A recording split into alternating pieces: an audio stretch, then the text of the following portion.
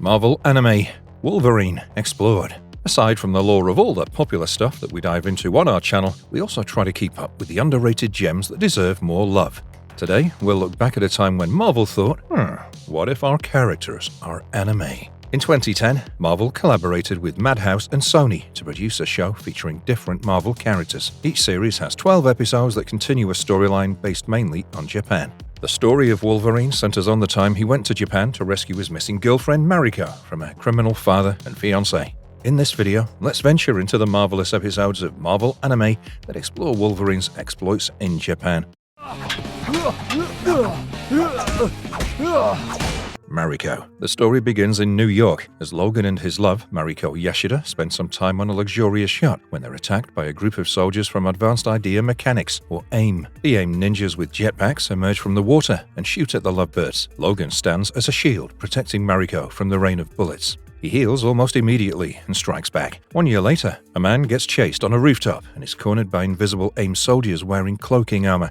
The music and appearance of the AIM in this scene are phenomenal, setting the pace for the entire series. The AIM members use a sonic machine that shatters metal and almost cripples the man. Suddenly, Logan appears out of nowhere and saves the man by fighting the thugs. Wolverine's sense of smell never betrays him as he takes down each of the invisible thugs, but one of them takes the man hostage and falls off the ledge. Wolverine saves the man, who's revealed to be his longtime friend Teshin Asano, a public intelligence security agency worker from Japan. Asano shows Logan a picture of Mariko, who was abducted a year back, and informs him that she's the daughter of a Yakuza leader called Shingen Yashida. Shingen leads the organized crime group Kuzuryu, meaning 9 dragons, which works with the AIM. Shingen has arranged for Mariko to marry Hideki Kurahagi, who now owns the crime island Madripoor. Kurahagi inherited the crime syndicate after his father died under suspicious circumstances. Shingen is now forcing his daughter to marry the vicious Kurahagi so that he can gain a crime base, while Kurahagi finds it as a financial opportunity. Learning that Mariko is confined in Tokyo, Logan decides to travel to Japan to find her. The series features This Is Us and Heroes fame Milo Ventimiglia voicing the titular character for the English version. This is quite a surprise, for who would have imagined him as Logan? Gwendolyn Yeoh reprises her role as Mariko Yashida. She previously voiced the role in Wolverine and the X-Men animated series. As the Public Intelligence Security Agency wants to bring down Kuzuryu, they tail Logan while he paces outside Shingen's home. Logan enters the premises without the security cameras detecting him and finds Mariko. Shingen senses the intrusion and launches his katana into the bush to reveal Logan. He asks his security guards to take down Logan.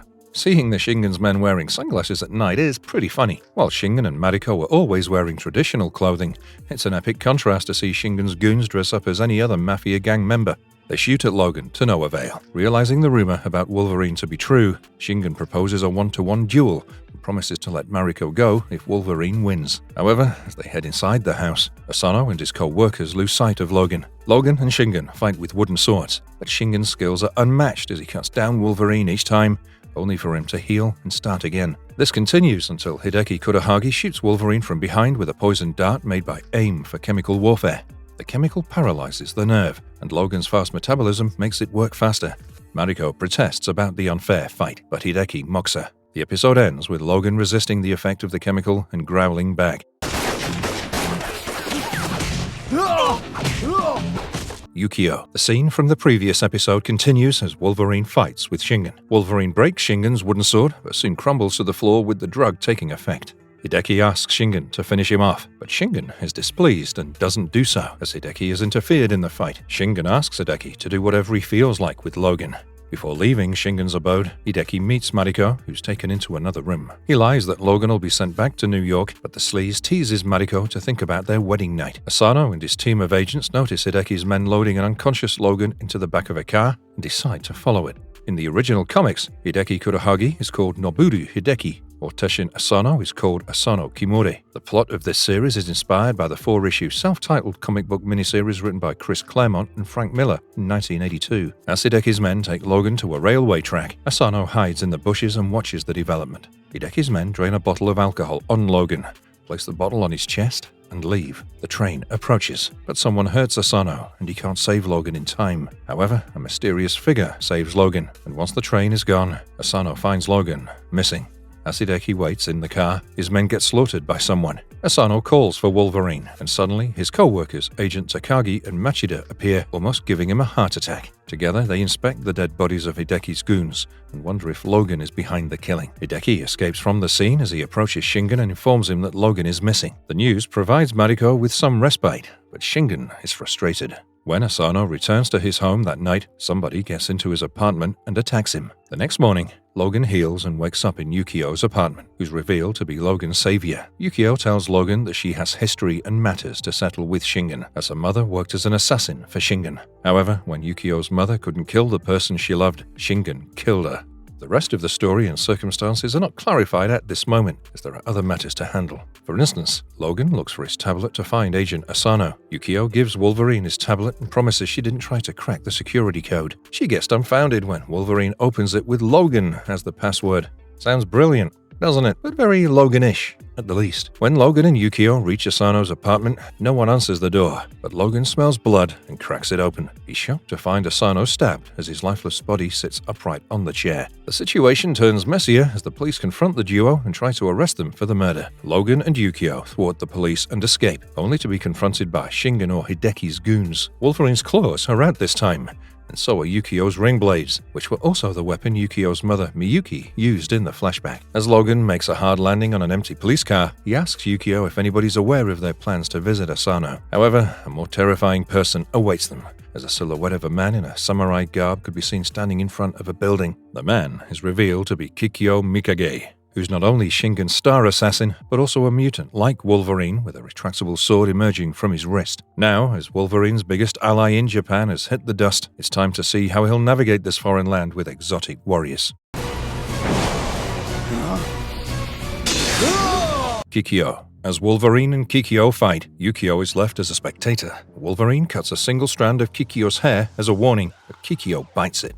Cringy, yeah, but we get a mind-blowing fight sequence as the duo chases each other to a rooftop. Kikyo's currently on an ego trip, and rightly so, as he uses a razor wind attack to slash Wolverine's arms. However, it's not enough for Logan, as he denies any help from Yukio. Further into their battle, Wolverine gets thrown into the window of an opposite building, as Kikyo hangs from the walls of another one. Wolverine notices the mark made by Kikyo's sword on the wall is similar to the wound in Asano's heart. Wolverine assumes Kikyo to be the murderer and promises to avenge his friend. Kikyo Mikage is voiced by Stephen Bloom, who's previously voiced Logan in other animated works. The design and voice for Wolverine in this series are often criticized, as many have felt that Stephen Bloom could have done a better job. Moreover, turning Wolverine into a lean, tall, pretty boy has been too far from the comic versions of Logan. Yet, the upbeat background score and themes are among the many elements the show did right. As the police surround the building to capture Logan, he has to run away from the fight, with Yukio tagging along. Kikyo hides in the shadows of an alley and decides Wolverine has proved formidable, but he still needs to see who's the best fighter.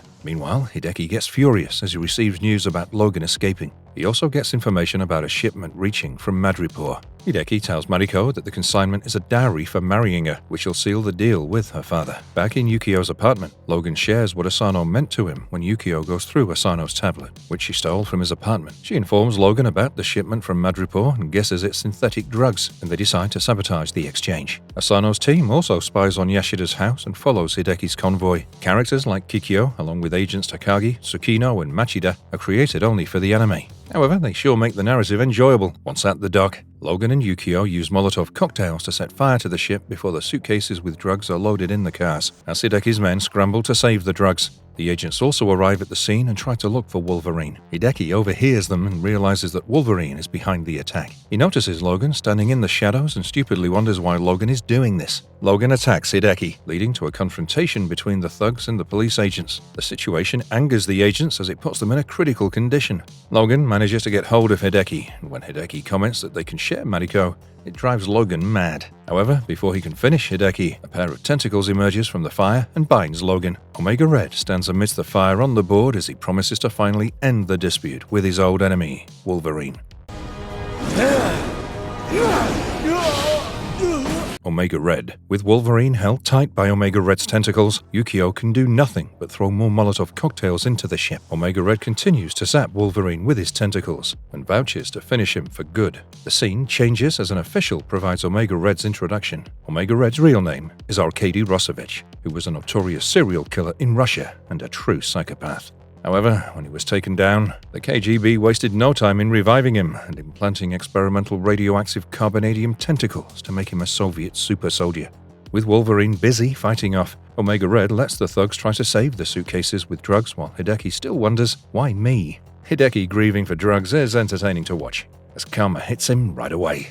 On the other hand, Wolverine kicks open a door of the ship and the air causes the fire to blow up, enabling him to be free from the tentacles. Logan recalls the time when he went to Russia to steal a carbonadium synthesizer that's required to stabilize those who are implanted with carbonadium. It appears that the officer describing Omega Red was actually informing Logan about the Russian. The flashback shows Omega Red trying to stop Wolverine from escaping with the canister, but a tremor and rift in the land leads to Wolverine falling into the rift. The canister falls from Wolverine's hand and gets lost in the glacier as Omega Red looks on. J.B. Blank voicing Omega Red adds much depth to the character because of his deep voice, and the same goes for Fred Tatasciore voicing Shingen. In the present, Omega Red confesses that without the synthesizer, he feels like his body is burning up from the inside. However, he's under the false assumption that Logan still has the synthesizer and demands it. On the other hand, Agent Tsukino manages to secure a suitcase full of drugs from the fire so that the agency can finally prove Shingen's criminal activities. Shingen's men also return to the house and inform Shingen about the shipment blowing up, and Mariko overhears.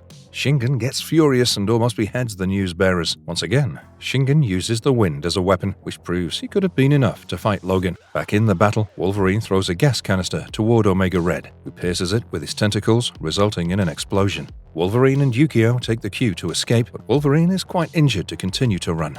He gets annoyed at Yukio for constantly talking, but Yukio tells him that she's on his side.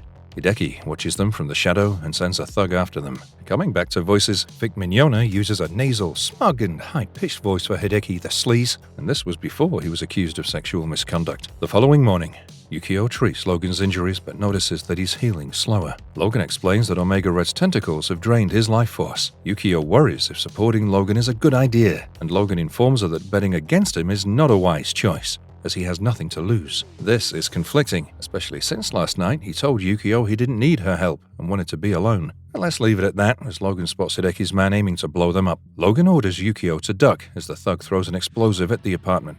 Logan and Yukio survive, catch the thug, and get rid of him. However, Logan looks extremely weak and exhausted. The situation worsens as Omega Red appears and binds him again. This time, Yukio intervenes but fails to cause any damage. She stares in horror as Omega Red's tentacles have Logan in a chokehold and draining his life. How will Logan overcome this challenge?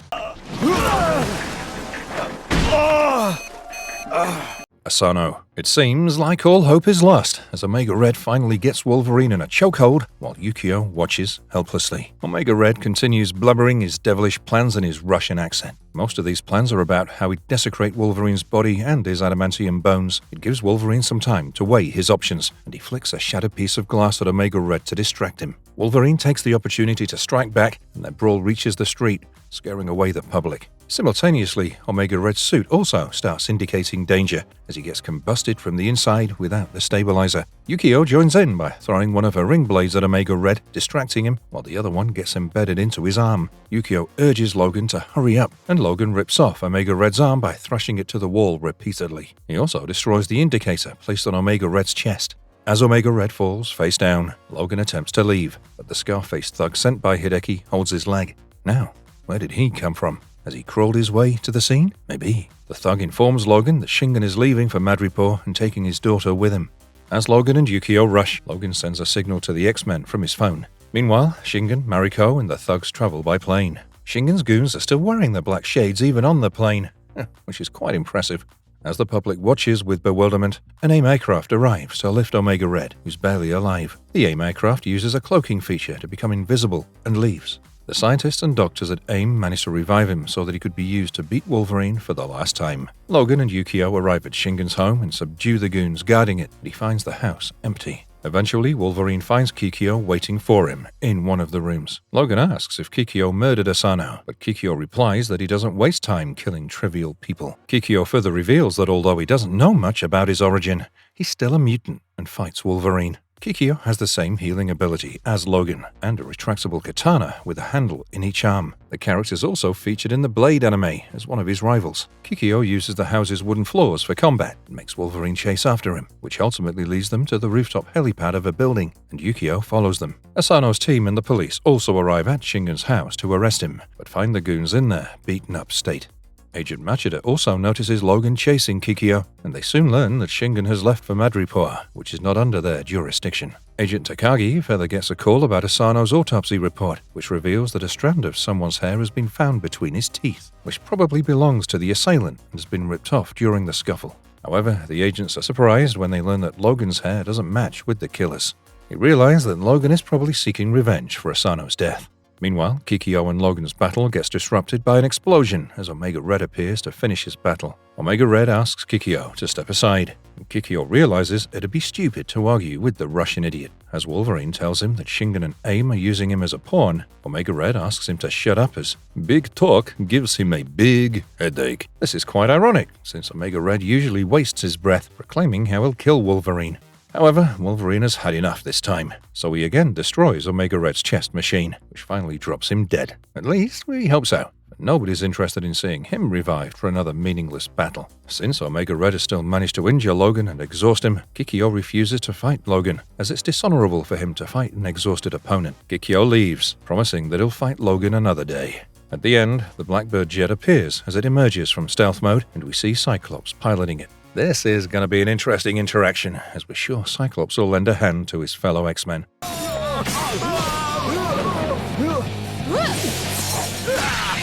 Min. Scott Summers, aka Cyclops, has come to pick up Logan and Yukio in the modified SR-71X jet. As the plane leaves, Kikyo watches. As soon as Logan and Yukio are on board, Cyclops starts teasing and bickering with Logan. It's all friendly and fun, as Logan also comments that he's not sure the lady in a catsuit, referring to Yukio, is a woman. Cyclops mentions fighting Magneto in a world where everyone hates humans. The stories of Marvel anime is set on Earth 101001, and Magneto's mentioned only in the English dub. Cyclops questions Logan's choice of going to Madripoor without knowing much about it, but is glad he found Mariko. Yukio further enlightens them about Madripoor, explaining that it's a lawless island with high-rise condos just beside the poor slums. She describes the place as the haves and have-nots. Yukio further asks Cyclops to drop them on the eastern side of the island so that they're not caught by the radars. Yukio also confesses about visiting the island with her parents when she was a little girl, and we get a glimpse of the three of them. There's definitely a tragic and dramatic story here, but we have to wait for that. As fate would have it, Logan and Yukio are immediately caught in the net of some local thugs. As soon as they step ashore, Logan asks Yukio to survive, yet both effortlessly get out of the nets thanks to their blades, but get separated while fighting. Logan escapes by swimming away and arrives at an empty dock at night, but he's again ambushed by local thugs. Needless to say, Wolverine slices them up, and when he asks the only living one about Hideki, someone impales the man. More men attack Logan with their spears, and soon two guys in a motorcycle chain him by the leg, drag him through town, and hang him from a pole. It seems Wolverine is just letting the boys have some fun, as he casually cuts the chains, which makes the boys scared and run away. However, this could also be a well-calculated measure, as Wolverine takes their bike and travels further across the town, and a security camera catches him. An older man spots Logan and recognizes him, and he sends a young girl called Min after him. Min uses her knife-throwing or kunai skills to save Logan from a group of local thugs. Min's character is made only for anime. It's every bit like any other kawaii anime girl. Min further informs Logan that Kurahagi has the island on lock. She supports anybody who opposes Kurahagi. At first, Logan is wary of the girl, but gets interested when she mentions Kurahagi.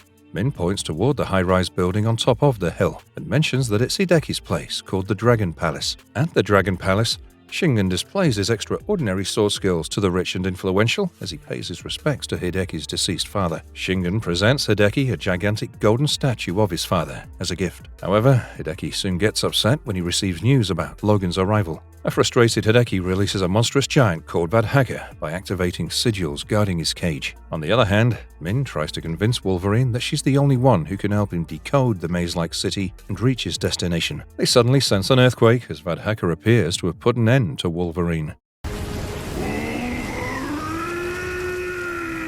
Not again. Vadhaka.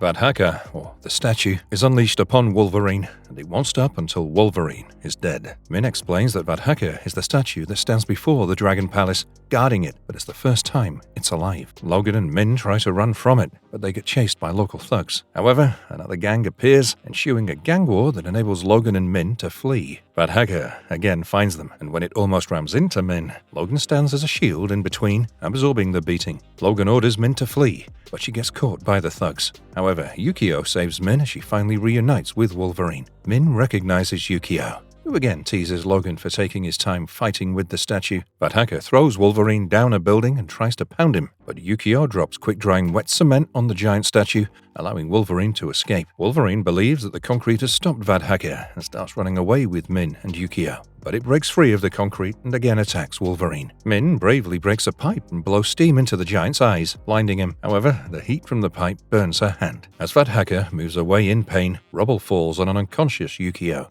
Min escapes with Logan as more men appear, firing at them. Once they reach an underground tunnel, Logan prepares to leave alone to find Yukio, but he's stopped by the old man and his goons. The old man reveals himself to be Ko, who's very interested in Logan's different mutant powers and wants to be his ally. Ko appreciates Min's efforts and reveals that he lured Logan into the tunnel. Although Wolverine has the usual habit of calling people bub, it's less frequent in this series. While another striking difference is that not even once Wolverine wears any of his iconic suits and roams around in a black vest and red jacket. This is more noticeable as Cyclops featured in his X-Men fighting suit with his headgear and visor on. Coming back to the issue at hand, Ko wants to strike a deal with Logan while AIM repairs Vadhaka. Yukio also wakes up but is immediately captured by Shingen's men. Kikyo also arrives on the island and asks the locals about Logan, but as they try to attack him, Kikyo kills them. Back in the tunnel, Ko informs that Mariko and Hideki's wedding date has been brought forward, which gives them the perfect opportunity to strike Dragon Palace. Logan doesn't want to be a pawn, but Ko insists that although they have different objectives, they must take the same road. Ko tells the story of how he faced off Hideki's father, Juo Kurahagi, and struck a delicate peace when Shingen entered the scene. Juo went behind Ko's back and allied with Shingen, who sent his best assassin Miyuki to kill Ko. However, Miyuki fell in love with Ko's son and bodyguard Kai. At this point, there's no doubt that Kai and Miyuki are Yukio's parents. Ko regrets being upset with the affair, but still understands why they fell in love. He tried to save them, which resulted in neglecting his other affairs, allowing Kurahagi to gain power over Madripoor. Juo and Shingen confronted Ko when he was helping Miyuki and Kai to flee. Shingen killed the couple for the betrayal, while Kai helped his father with his last breath to escape. However, before Ko could jump from the cliff and escape, Juo crippled Ko for life and took over Madripoor. As Ko finishes his story, a video message arrives for Logan, showing Yukio being held captive. Hideki delivers the message that they'll kill Yukio if Logan comes for Mariko, while Ko is shocked to see his granddaughter.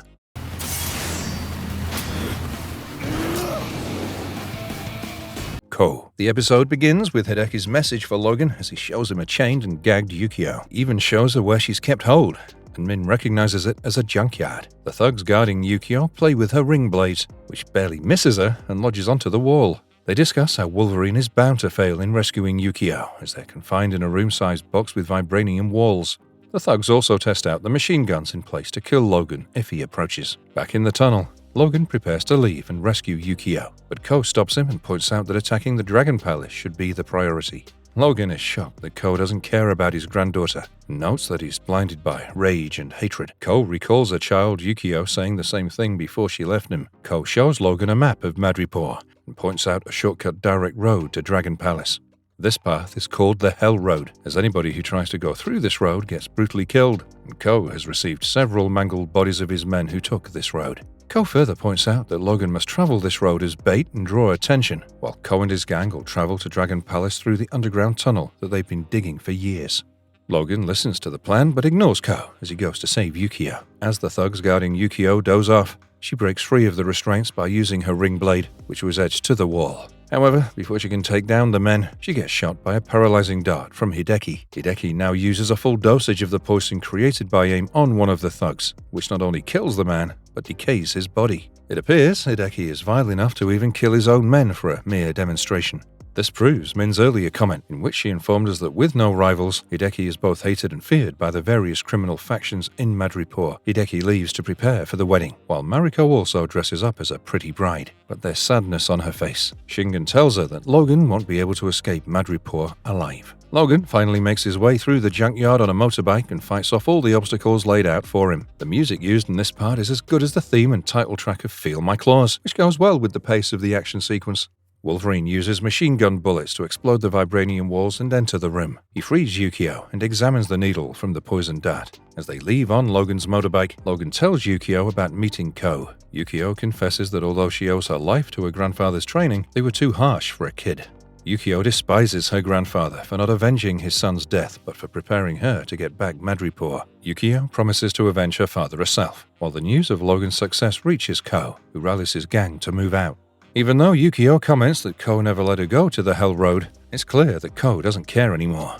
The news about Logan also reaches Hideki, who's ready for the wedding. He smashes a mirror in frustration and leaves to find a new way to stop Logan. The episode ends with Logan and Yukio bracing themselves before entering the infamous Hell Road, while the Raven watches them.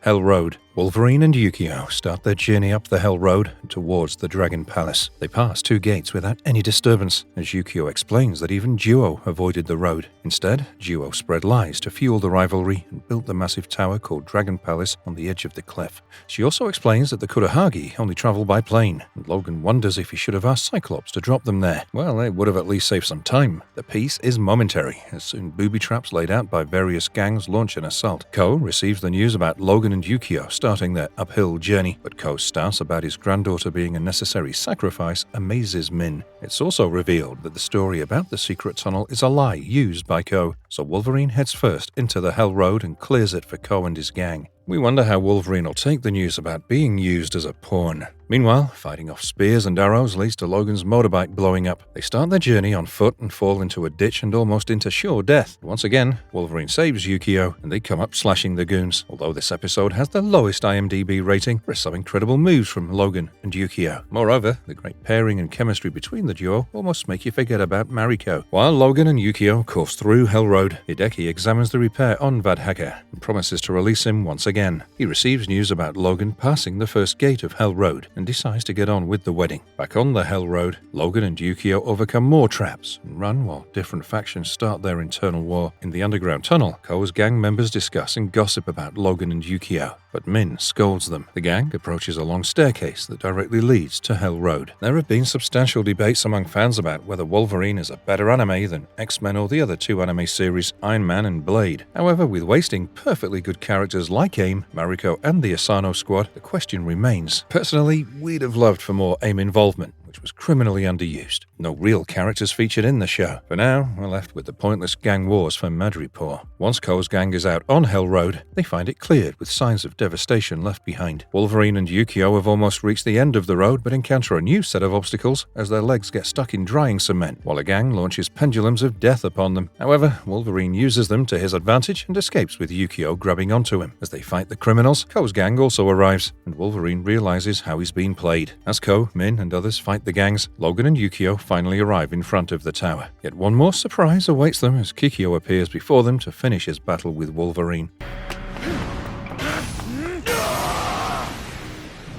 Shingen. Kikyo stops Wolverine and Yukio before they enter the building, but Wolverine barely has the time to entertain him, as all he wants is to stop Mariko and Hideki's wedding. In what you may call a jaw-dropping moment, Kikyo finds fighting a distracted man dishonorable and moves back. Hideki appears on a floating platform above them, and Logan throws the poisonous dart at him, but it only strikes the invisible glass wall in front of Hideki, shielding him. It appears Hideki's floating platform is not floating at all, but just a transparent platform, which is perhaps another AIM development. Hideki questions why Kyoko is not doing what he's paid for, but Kikyo passively replies that Shingen knows he doesn't fight without honor. Hideki is forced to release Vadhaka, who now carries a scythe, while Kikyo lounges on a wall to watch. Ko, Min, and the others arrive at the last gate and fight the rival gangs when they notice Hideki challenging Logan. Vadhaka has also got a face shield that prevents Wolverine from piercing his eyes. As Wolverine defends himself against the giant, he makes several wisecracks, which might be a little anticlimactic. On the other hand, Vadhaka, trying to crush Wolverine with his feet, causes an earthquake, alarming the guests of the wedding what's going to happen inside the Dragon Palace. Wolverine manages to hold and throw Vadhaka against the wall, but its devilish eyes light up. You might be interested to know that Warren Ellis only outlined the plot, pacing and color which he expected would be seriously rewritten. However, his hopes might have failed at times, as once again, we have to witness an unnecessarily stretched fight sequence. Nevertheless, the visuals are quite exceptional, since Madhouse has combined traditional animation with computer-generated imagery. As the spectacular battle continues, Vadhaka rams into Logan, which brings down the walls and the gates. Min guards Ko and helps him as he comes face to face with Yukio. The sound of the walls breaking forces Hideki to come out again, and as Ko sees him, he heads up the staircase.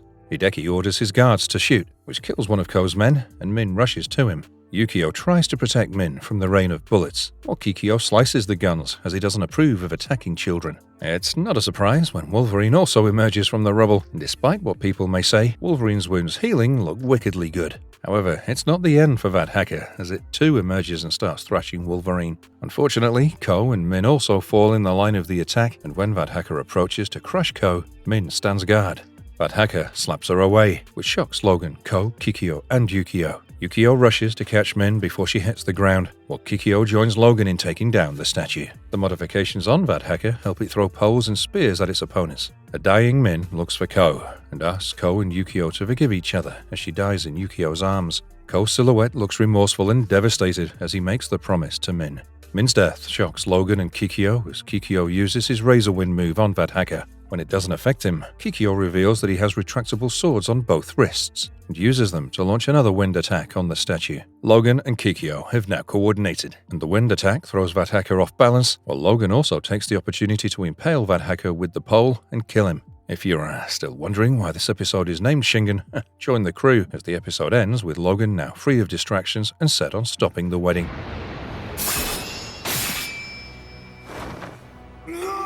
Kurahagi. Now that Vadhaka is disposed of, Hideki retreats into the palace to speed up the wedding. He informs Shingen about Ko and Logan. Ko picks up his crooked cane from the rubble and heads up the stairs of the palace as he's still bent on defeating Kurahagi and claiming authority over Madripoor. Ko ignores Yukio, who reminds him of Min's death. Finally, Logan and Yukio make a run for the palace, and Kikyo joins them as apparently he too has scores to settle. However, Kikyo still promises to defeat Wolverine once he rescues Mariko, and at this point, Wolverine doesn't give a damn. As they dash through the building, Shingen's goons start shooting at them. It's been a long time since we saw these sunglass-wearing goons, and we were missing these dudes, but not Kikyo, Wolverine, and Yukio, who slice them up for good. Ko also makes his way into the 42nd floor as his own men start shooting at Shingen's men. Shingen himself confronts Ko on a glass bridge on the 42nd floor. Yukio notices them and runs to the floor while Logan asks Kikyo if he knows where Mariko is being held. Hideki drags Mariko to the wedding in front of the guests. He notices that his father-in-law is missing, but still proceeds with the ceremony. Shingen proves much stronger and more formidable than the weak and old Ko, but Yukio arrives to take revenge for her father's death. Yukio's daggers and ring blades prove useless against the power of Shingen and his protective armor. Ko tries to protect his granddaughter, but gets brutally injured by Shingen. Meanwhile, the goons fail to point Logan toward the venue, as Kikyo explains that the goons are kept in the dark about private affairs. So Logan uses his hearing ability to catch the sounds. Logan hears the sound of the wedding sermons, as well as a second sound of Shingen fighting Ko and Yukio. It's said that the wedding scene and Logan trying to stop it is a tribute to the great final scene of the 1967 movie The Graduate, where Dustin Hoffman faced similar obstacles as he was trying to prevent a wedding.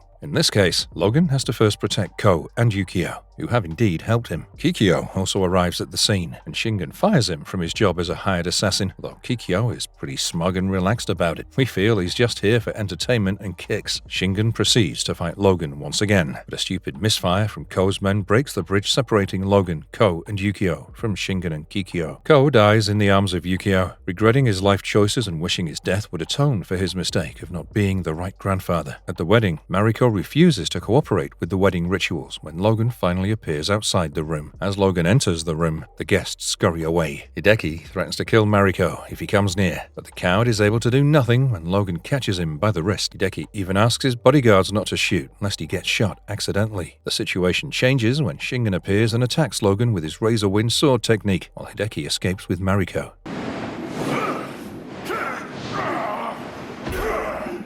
Logan. It's the final episode, and the final battle between Shingen and Logan is on the way. Logan's bloodied face from the wind attack recovers as Shingen orders his men to leave. The two go at it, and Shingen seriously injures Logan. At this point, Logan is only alive due to his healing ability, which too is having a hard time keeping up. Hideki pulls Mariko to his office room and pulls up a gun with the special poison dart. However, Shingen stops Hideki as he wants to kill Wolverine himself without any help. Seeing Logan get hurt continuously, Yukio joins in, but she too gets badly injured and falls to the ground. Hideki ignores Shingen's orders and again aims his gun to kill Logan, but Kikyo intercepts it and gets poisoned. Kikyo tries to suck out the venom, but it still affects his body, while his healing ability works to control the reaction of the drug. On the other hand, Logan breaks Shingen's sword and cuts through Shingen's robe. It's revealed that all this while, the old Yakuza leader has been wearing a combination of vibranium and steel body armor to protect himself against all the attacks. As Shingen and Logan wrestle, they break a window and fall into the swimming pool outside the building. They continue to fight underwater, while Kikyo helps Yukio to her feet. They reach beside the pool and notice that even barehanded, Shingen's armors are causing much damage to Logan. Meanwhile, Hideki takes Mariko to the catacombs beneath the palace to ensure he can still marry her and gain Shingen's financial aid. Hideki shows Mariko the decaying body of his father, revealing that he was the one who killed his father with poison. Jo Kurahagi didn't find Hideki fit to be his successor, which forced Hideki to kill his father. Hideki switches on the timer of explosives that'll bring down the building, except for the catacomb. Back at the pool,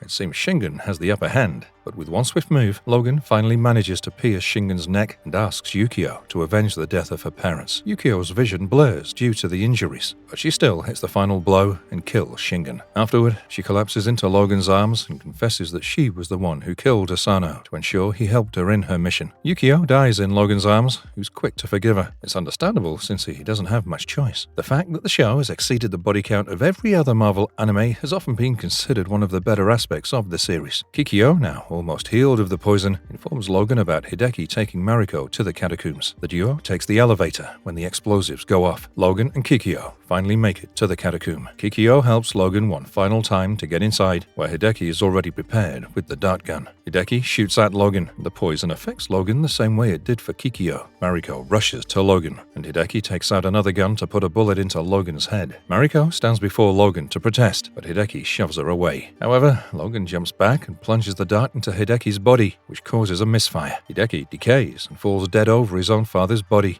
getting the karmic death he deserves. It also doesn't end well for Mariko, as she's been shot by a stray bullet. Mariko claims that they're now finally free and says goodbye to Logan. It's quite a downer ending, as everybody except Logan and Kikyo dies, proving that all was for nothing. The equally brilliant ending theme, Another Day of Battles, concludes the series, but Kikyo is still not appeased. He still wishes to see who the better warrior is, and so the series ends with Kikyo and Wolverine gearing up for their much-awaited fight. Marvelous verdicts. As an anime, Wolverine is quite a good choice for the makers, and the plot is quite promising. The continuous storytelling and linear story arc kept us hooked, but the long and unnecessary action sequences may have been a bit tiresome at times. Although Wolverine's design and voice might be a bit questionable, we absolutely love the dramatic flair that can only be seen in anime. What do you think are the best parts of this anime? And which other Marvel superhero would you like to see in anime?